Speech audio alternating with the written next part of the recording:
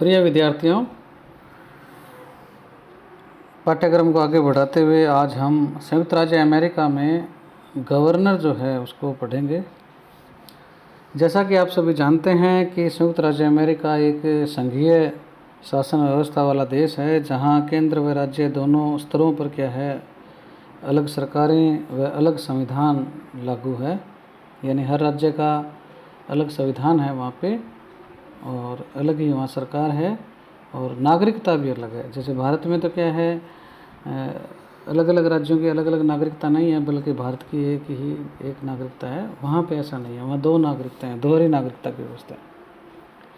America के सभी राज्यों में शासन व्यवस्था लगभग एक जैसी है, परंतु राज्यों के संविधान, गवर्नर के पद तथा प्रशासनिक व्यवस्था जो है उसमें थोड़ा बहुत अंतर भी है। ये जो अंतर है वो उनके ऐतिहासिक संदर्भों, परिस्थितियों तथा जनमानस की इच्छा पर क्या है निर्भर करता है। जैसा कि हम पहले पढ़ चुके हैं कि अमेरिका में अध्यक्षीय शासन प्रणाली केंद्र व प्रांत दोनों स्तरों पर कार्यरत है, अर्थात वहाँ पर इकहरी कार्यपालिका का प्रचलन है। भारत या ब्रिटेन की भांति नाम मात्र की या अर्थात और वास्तविक कार्यपालिका के दो रूप नहीं है, वहाँ पर एक प्रकार की कार्यपालिका ही है, दोहरी कार्यपालिका नहीं है, इकहरी कार्यपालिका है। जैसे भारत और ब्रिटेन में क्या है राष्ट्रपति या राज्यपाल नाम मात्र की कार्यपालिका है, प्रधानमंत्री या मुख्यमंत्री जो है वो वास्तविक कार्यपालिका है। ऐसा वहाँ पैटर्न नहीं पाया जाता है। अमेरिका के राज्यों में गवर्नर ही संबंधित राज्य का सर्वेसर्वा होता है और उसका चयन क्या है निर्वाचन पद्धति से किया जाता है। यदि हम योग्यताओं की बात करें तो संयुक्त राज्य अमेरिका में किसी राज्य के गवर्नर के पद के लिए चुनाव लड़ने वाला जो व्यक्ति है उसको क्या है निम्नलिखित योग्यताएं होनी चाहिए। वह अमेरिका का नागरिक हो तथा संबंधित राज्य का भी क्या है नागरिक हो और कम से कम 5 वर्ष से उस राज्य में क्या है वो निवास कर रहा हो और उसकी आयु जो है वो 30 वर्ष हो चुकी हो पूरी। पहले धार्मिक मान्यताएं भी थी और अब वो क्या है लगभग सभी राज्यों द्वारा हटा दी गई है। इसके पश्चात इसकी पदावधि के बारे में देखें तो अधिकांश राज्यों में क्या है गवर्नर जो है उसका कार्यकाल क्या है 4 वर्ष है। हटाने के संबंध में यह प्रावधान है कि गवर्नर अपने पद से स्वेच्छा से त्यागपत्र दे सकता है। कुछ राज्यों में क्या है वापस बुलाने का भी अधिकार है और इसके अलावा गवर्नर को क्या है महाभियोग की प्रक्रिया से भी हटाया जा सकता है। गवर्नर की कार्य व शक्तियों के संबंध में देखें तो गवर्नर कुछ गतिविधियों का निष्पादन करता है।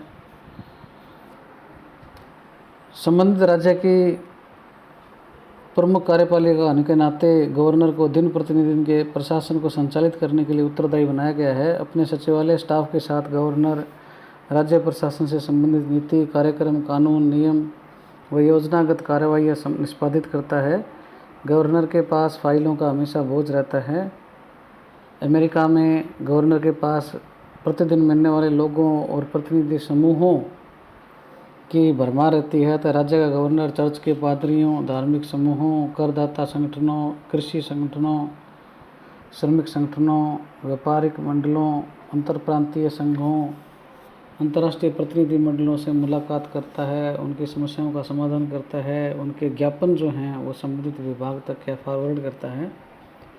इसके अलावा जब राज्य का विधानमंडल का सत्र चल रहा होता है तब गवर्नर का कार्य और ज़्यादा बढ़ जाता है। वह विधानमंडल द्वारा पारित विधेयकों पर आगे की कार्रवाई तथा उनका निष्पादन क्या है सुनिश्चित करवाता है।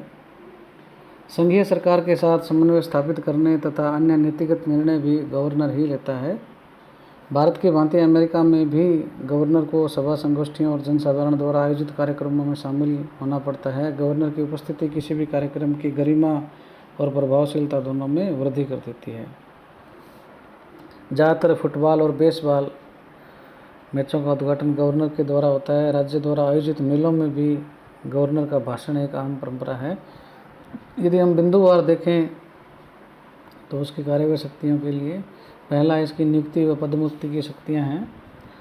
राज्य प्रशासन का प्रमुख नियंत्रक होने के नाते गवर्नर को महत्वपूर्ण पदाधिकारियों की नियुक्ति करने की शक्ति प्राप्त है।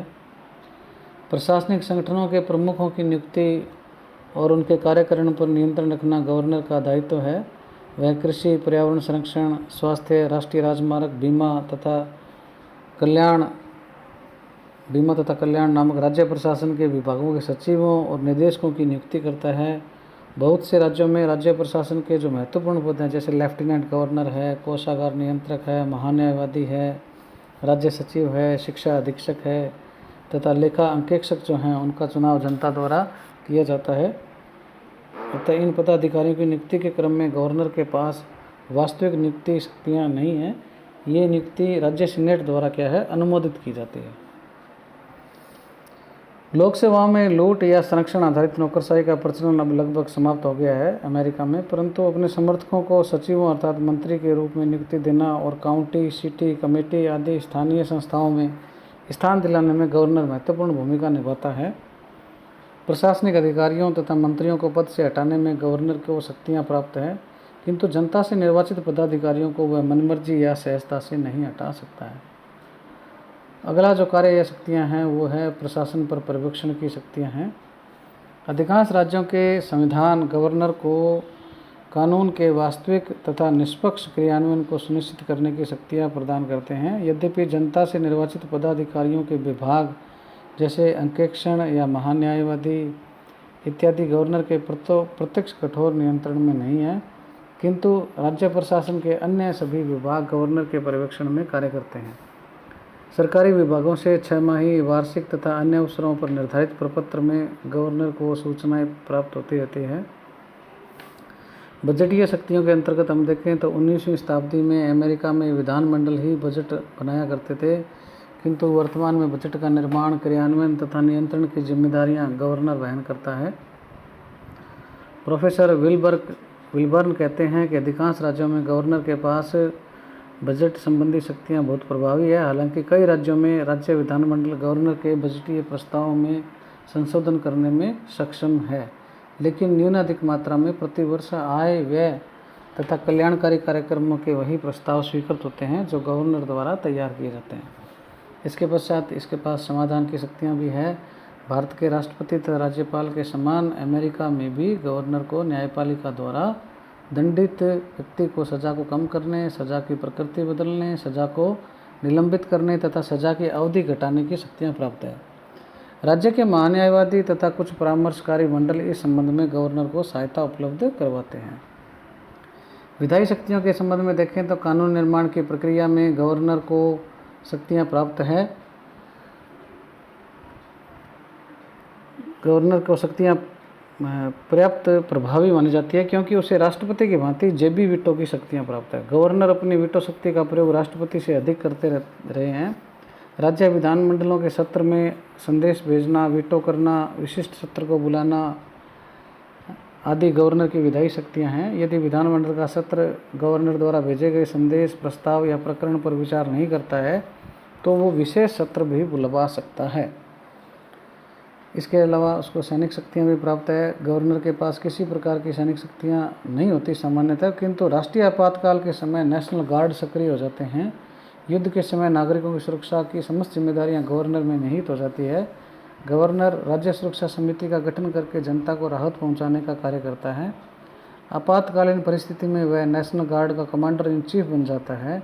उस समय गवर्नर की सहायता के लिए एक एडजुटेंट जनरल कार्यरत रहता है। बाढ़, भूकंप तथा चक्रवात आदि के समय भी गवर्नर जनरल नेशनल गार्ड की सहायता लेता है। तो इस प्रकार से अमेरिका में जो गवर्नर है उसको काफ़ी शक्तियां हैं, क्योंकि यहाँ अध्यक्षात्मक व्यवस्था है और इकहरी कार्यपालिका की व्यवस्था है।